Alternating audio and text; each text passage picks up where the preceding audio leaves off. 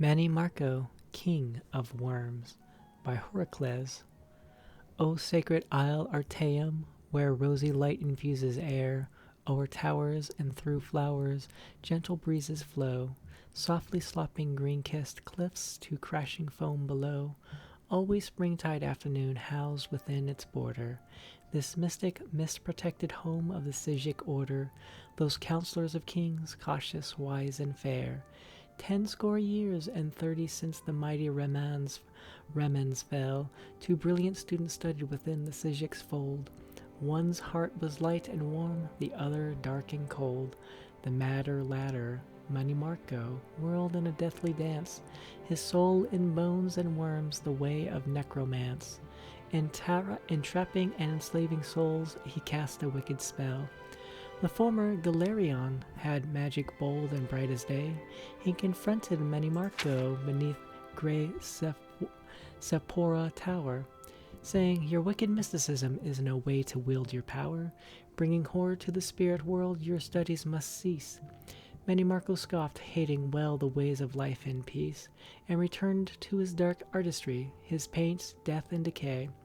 O sacred isle Artaeum, how slow to perceive the threat, when the ghastly truth revealed how weak the punishment.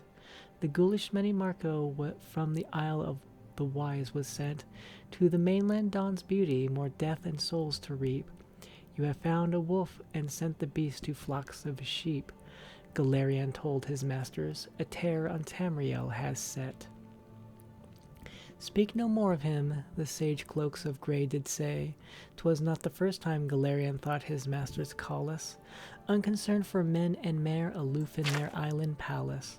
'Twas not the first time Galerion thought 'twas time to build a new order to bring true magic to all, a mighty mages guild.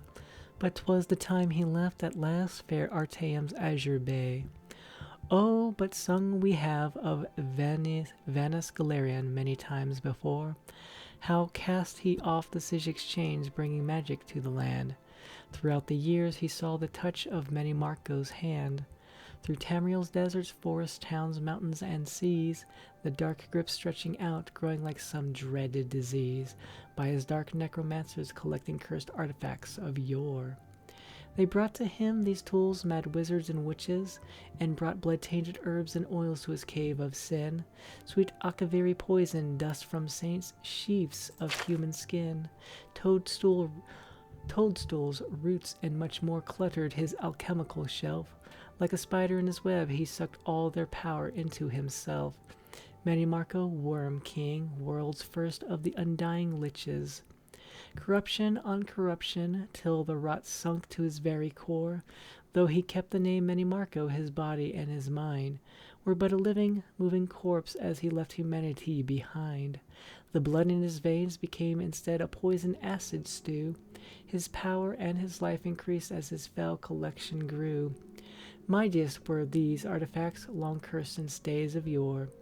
They say Galerion left the guild, calling it a morass, but untruth is a powerful stream polluting the river of time. Galerion beheld Mannimarco's rise through powers sublime.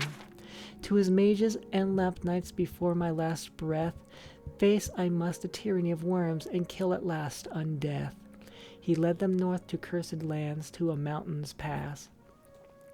Oh, those who survived the battle say its like was never seen, armored with magicka, armed with ensorcelled sword and axe.